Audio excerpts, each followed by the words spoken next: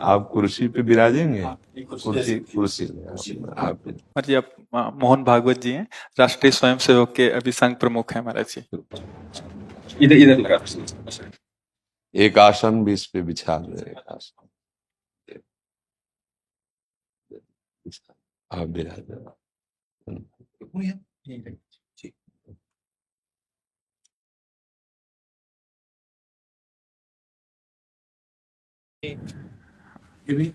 हाँ, पहना दीजिए। राधा राधा दे दे। इधर दीजिए।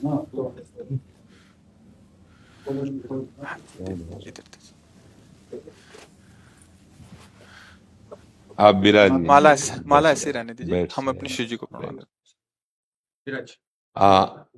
और किसी को कुर्सी की आवश्यकता हो तो मंगा लें, अगर जमीन में बैठना है। बैठ जाए। मेरा ही केवल घुटने का जरा है जी महाराज जी, बस दर्शन करने थे। आपकी बात वीडियो पर सुनी तो लगा एक बार देख लेना चाहिए। चाह मिटी चिंता गई मनुआ बेपरवाह, ऐसे लोग कम देखने को मिलते। देखो, अपने लोगों का जन्म जो भगवान ने दिया है ना, ये सिर्फ सेवा के लिए दिया है। व्यवहारिकी सेवा और आध्यात्म की सेवा, ये दोनों सेवाएं अति अनिवार्य हैं। केवल व्यवहारिकी सेवा ही होती रहे, हम अपने भारतवासियों को अगर हम परम सुखी करना चाहते हैं तो केवल वस्तु और व्यवस्था से नहीं कर सकते, उनका बौद्धिक स्तर सुधरना चाहिए। आज हमारे समाज का बौद्धिक स्तर गिरता चला जा रहा है, बहुत चिंता का विषय है। हम सुविधाएं दे देंगे, हम विविध प्रकार की भोग सामग्रियां दे देंगे, लेकिन उनके हृदय की जो मलिनता है, जो हिंसात्मक वृत्ति है, जो अपवित्र बुद्धि है, ये जब तक ठीक नहीं होगी तब तक हमारा देश धार्मिक देश है, हमारे यहाँ धर्म की प्रधानता है।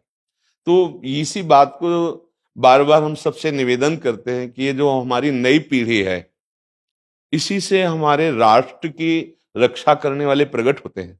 जो विद्यार्थी जन है, उन्हीं में कोई एमएलए बनता है, उन्हीं में कोई सांसद बनता है, उन्हीं में कोई मुख्यमंत्री बनता है, उन्हीं में कोई राष्ट्रपति या प्रधानमंत्री उन्हीं में अपने लोग भी सब थे। अब हमारी शिक्षा केवल आधुनिकता का स्वरूप लेती जाए और व्यभिचार प्रवृत्ति, व्यसन प्रवृत्ति, हिंसा प्रवृत्ति, ये नई पीढ़ी में देखकर बहुत असंतोष हृदय में होता है।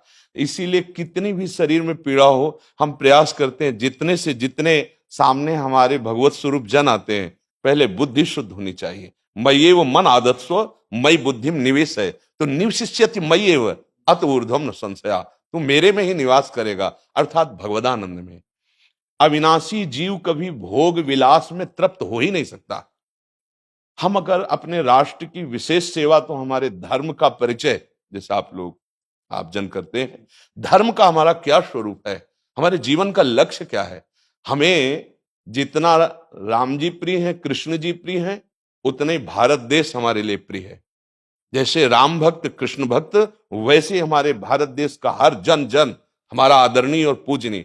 पर अब जो मानसिकताएं बन रही हैं, वो हमारे धर्म और हमारे देश के लिए लाभदायक नहीं होंगी।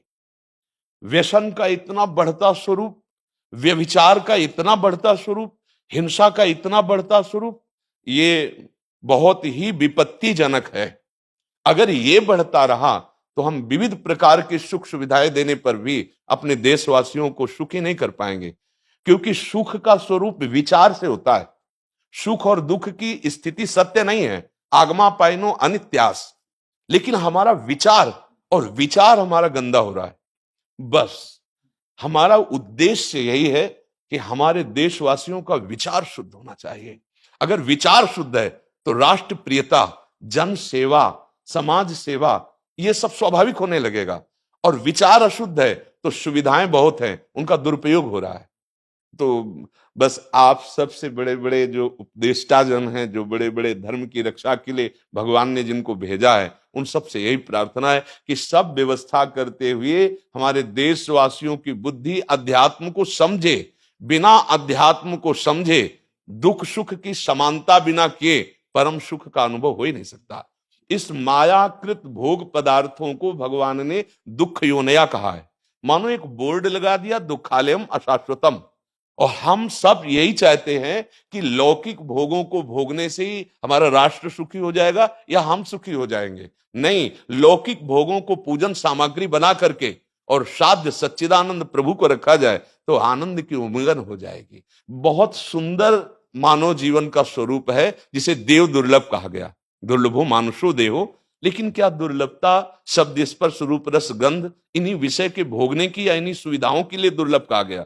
दुर्लभ है किसी सच्चिदानंद सुख के लिए। और उस सुख को तो हम भूले हुए, एकदम बहते हुए शब्द स्पर्श रूप रस गंध के प्रवाह में चले जा रहे हैं और इसी को सौभाग्य समझ रहे हैं कि हमें सुख प्राप्त हो रहा है। नहीं, हम सबसे प्रार्थना करते हैं कि आप अपने धर्म को समझिए। आप अपने स्वा को जहां जहां स्थापित करते चले जा रहे हैं, आप उसे गंदा करते चले जा रहे हैं। मदिरा में, हिंसा में, द्यूत कीड़ा में, बेविचार में, इसे दोष नहीं समझा जा रहा आज। और हमारे शास्त्र और हमारा धर्म इसको निषेध करता है। कलयुग की स्थिति बताई गई है। छोटे छोटे बच्चे व्यसन करने में लग गए। आज स्कूली विद्यार्थी जिनको ब्रह्मचर्य से पुष्ट होना चाहिए, वो ब्रह्मचर्य नष्ट कर रहे हैं। ये बड़ा चिंता का विषय है। हमारे देश के लिए जो जवान चाहिए, हमारे देश के लिए जो भक्ति चाहिए, उसमें बुद्धि और शरीर बल दोनों होना चाहिए। शरीर बल क्षीण हो रहा है क्योंकि व्यभिचार प्रवृत्ति में बहुत कमजोर अवस्था में, जैसे गेहूं की फसल है और गलेथ में काट ली जाए तो न दाना मिलेगा न सही भूस मिलेगा। ऐसे ही 20 वर्ष की अवस्था तक यदि ब्रह्मचर्य नष्ट कर दिया जाए तो वो गृहस्थ के योग्य में नहीं रह सकता। राष्ट्र सेवा की क्या बात है। हमारे राष्ट्र सेवा के लिए बहुत विशाल हृदय की आवश्यकता है। हमारे शरीर को बहुत स्वस्थ रखने की आवश्यकता है, तभी हम समाज सेवा, राष्ट्र सेवा। तो शरीर और बुद्धि दोनों का स्वस्थ होना बहुत आवश्यक है। तो शरीर को तो नष्ट किया जा रहा है विषय भोगों में। लोग समझने लगे हैं कि मांस खाने से हमारा स्वास्थ्य अच्छा रहेगा, हम बलवान बनेंगे। अध्यात्म बल नहीं तो तेरे शरीर की चर्बी बढ़ा ले, लेकिन तू न काम पर विजय प्राप्त कर सकता, न क्रोध पर, न लोभ पर, न मोह पर, न हिंसा पर। फिर क्या जीवन।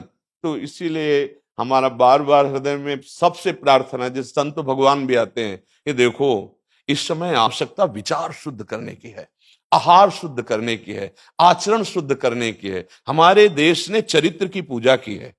रावण किसी बात में कम नहीं था। आज भी कोई शिव अगर अभिषेक होता है तो तांडव स्तोत्र उसी का गाया जाता है। जटाटवी गलत ज्वल प्रवाह पावित स्थले। ऐसा विद्वान और ऐसा बलवान जो 20 बार जैसे झूला आराध्य देव को झुलाया जाए, ऐसे महादेव सहित पार्वती को बाजुओं पे झुलाया, वो महाबली चरित्रहीन हो गया तो अपने देशवासियों ने राक्षस कह दिया उसको। चरित्र, आज हम चरित्र पर ध्यान ही नहीं दे रहे। चरित्र बेचना मतलब कोई समझ में नहीं आ रहा। छोटे छोटे बच्चे चरित्रहीन हो रहे हैं। हमारा राष्ट्र संकट में पड़ जाएगा अगर हमारे बच्चे व्यवस्थित नहीं हुए, उनकी बुद्धि शुद्ध नहीं हुई, उनका स्वास्थ्य ठीक नहीं रहा। कौन आगे चल करके है? यही पीढ़ी तो है ना, इन्हीं में से तो निकलते हैं हमारे राष्ट्र भक्त, भगवत भक्त, देश सेवी। तो सबसे ये प्रार्थना है कि हमारे नई पीढ़ी को सुधारा जाए, उनकी मानसिकता, उनका बौद्धिक स्तर सुधरे, क्योंकि भगवान ने हमें सेवा के लिए भेजा है सबको। चाहे जितना एकांत गुफा में भजन करे, उसकी भजन की सिद्धि समाज सुधार में लगेगी। अगर समाज सुधार में नहीं हुई तो खास बात नहीं हुई। अपना उद्धार कर लेना कोई खास बात नहीं है। खास बात है अपने जीवन को सत्य और तप में तपा करके समाज को प्रदान कर देना। हाँ, विविध प्रकार से हमारे समाज को सुख पहुंचे, इसी में भगवान विराजमान है। बहुनाम जन्म नाम अंते ज्ञानवान माम प्रपद्यते वासुदेवा स्वरम इत्सम आत्मा से दुर्लभा। भगवान कहते हैं बहुत जन्मों की आराधना के बाद ऐसा विवेक जागृत होता है, ऐसा ज्ञान प्राप्त होता है कि सबके हृदय मंदिर पर भगवान वासुदेव विराजमान है। और यही अगर लक्ष्य बन गया तो संसार की सेवा करते हुए वो भगवान को प्राप्त हो जाएगा। ये संसार है नहीं, ये वासना वासुदेवस्य वासितम भुवनत्रयम् सर्वभूत निवासोस्मि वासुदेव नमोस्तुते। वो वासुदेव ही अपनी वासना, इच्छा, एको हम बहुत श्यामा विस्तार कर लिया है। यही जनाना है कि तुम साधारण देह नहीं हो प्यारे, तुम अविनाशी के बच्चा हो, जो चाहो कर सकते हो। पर तुम्हारी चाह गलत दिशा को चली गई। व्यसन छोड़ो, बेविचार छोड़ो, तो हमारी राष्ट्र सेवा में लगो, समाज सेवा में। बूढ़े बूढ़े माता पिता को जवान बच्चे निकाल दे रहे हैं। क्या ज्ञान है? जिस समय हम किसी ज्ञान के योग्य नहीं थे कि अपनी रक्षा नहीं कर, उन्होंने हमारा मल धोया। आज हमें अवस्था उनकी सेवा की। हमारा समाज किस तरह से गिरता जा रहा है। जब बूढ़े जन मिलते हैं ना कि हमें घर से निकाल दिया, हमारे बेटे सेवा नहीं करते, तो लगता है हमारे शास्त्र तक पहुंचना तो बड़ी कठिन बात है। ये मनुष्य की मनुष्यता को भी छोड़ते चले जा रहे हैं, नहीं चले जा रहे। अब जैसे और लोग बहुत से वचन ऐसे, हम आपको ये दे देंगे, हम आपको ये दे देंगे, उसे होगा क्या? जो आप देना चाहते हो बहुतों के पास है। इनकी बुद्धि सुधारो, इनको धर्म का ज्ञान करवाओ, इनको राष्ट्र प्रियता सिखाओ कि राष्ट्र के लिए कैसे प्राण समर्पित किए जाते हैं। हाँ, अगर ये नहीं हुआ तो सुख सुविधाओं में फिर भोगवृत्ति बढ़ती चली जाएगी और लाभ नहीं मिल पाएगा। परसों नोएडा में मुझे भाषण करना था भारत के विकास पर जी, स्व के आधार पर भारत का मतलब, बिल्कुल यही बात मैंने रखी जी। आप लोगों से सुनते वही बोलते जी, और वही करते जी, राष्ट्रीय और व्यक्तिगत चरित्र का जी। बस चिंता ये होती कि हम लोग करते चले जा रहे हैं, आप लोग भी करते चले जा रहे हैं, इतनी बातें बढ़ भी रही जी। तो प्रयास तो हम करेंगे, निराश तो हम कभी होंगे नहीं, क्योंकि जीना इसी के लिए है, मरना है तो इसी के साथ मरना है। परंतु क्या होगा ऐसी चिंता मन में आती है, इनके भी मन में आती है, उनके भी, सबके मन में रहेगी। इसका उत्तर सीधा ये है कि क्या हम श्री कृष्ण पर भरोसा नहीं करते? क्या बात है, बस हमें जो एकदम सही, हमें जो खास बात पकड़नी है, क्या हम सच्चिदानंद त्रिकालज्ञ सर्वज्ञ जगत गुरु भगवान श्री कृष्ण के भरोसे में भी कमी है क्या? अगर भरोसा दृढ़ है तो वही होगा जिसे कहा जाता है परम मंगल में, परम मंगल होगा, कदम पीछे नहीं। हम अध्यात्म बल को जानते हैं, हम अपने स्वरूप को जानते हैं, इसलिए हमको ये नहीं डरना कि होगा क्या। 3 प्रकार की लीलाएं भगवान की हो रही हैं, एक सृजन और एक पालन और एक संहार। जिस समय जैसा आदेश होगा हम उनके दास हैं, वैसा ही करेंगे। क्या होगा? अब वही होगा जो मंगल रचा होगा श्री कृष्ण। अब संशय तो करना नहीं है, हाँ बिल्कुल संशय नहीं करना। जैसे आप अपने लोगों को तैयार किया श्री कृष्ण ने, ऐसे ही आपके इन्हीं में से एक तैयार हो जाएगा जो बहुत जोर का संभालेगा। आपको चिंता नहीं करना आगे क्या होना है। हाँ, मूकम करोति वाचालम पंगुम लंघयते गिरिम यत् कृपा तमहम वंदे परमानंद माधवम। हमारे साथ श्री कृष्ण हैं, अब वही होगा जो परम मंगल होगा। बस निराशा, हताश, उदास ये हमारे जीवन में नहीं अधिकार रखते। किसी भी परिस्थिति में बिल्कुल किसी भी तरह का कोई शोक नहीं, किसी भी तरह का कोई भय नहीं। अविनाशी हूं, हाँ जो हमें सेवा मिली दहाड़ता रहूंगा जब तक शरीर में श्वास है, और जब शरीर छूटेगा तो जो मेरा स्वरूप है उसी को प्राप्त होगा, मुझे कोई भय नहीं। और कि हमारा तिरंगा, हमारा राष्ट्र, हमारा भगवान है।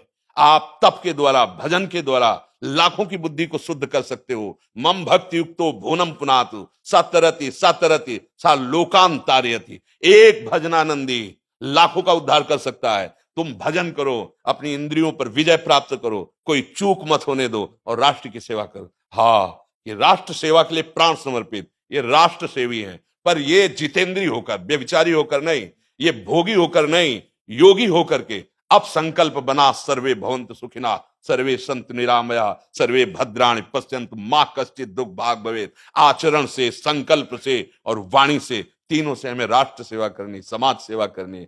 और हम निरंतर यही चाहेंगे कि आप जैसे सतमार्ग में प्रेरित करने वाले स्वस्थ रहें, भगवान सदैव रक्षा करे और आप आगे बढ़ते रहे। हमारे देशवासियों की हाँ बौद्धिक स्तर का सुधार और व्यवहारिक स्तर का सुधार दोनों का होता रहे।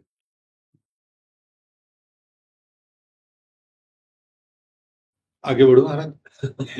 अब जैसे सुनो, आप श्री जी का चुनरी प्रसाद लाओ और माला प्रसाद लाओ, प्यारी जी का प्रसादी वस्त्र आप इसे धारण करें जी। ये श्री लाडली जी महाराज का है जी, ये एक माला पहनाए। बहुत आनंद हुआ, बहुत उत्साह मिला, बल मिला, दृष्टि भी जो है वो और साफ हो गई।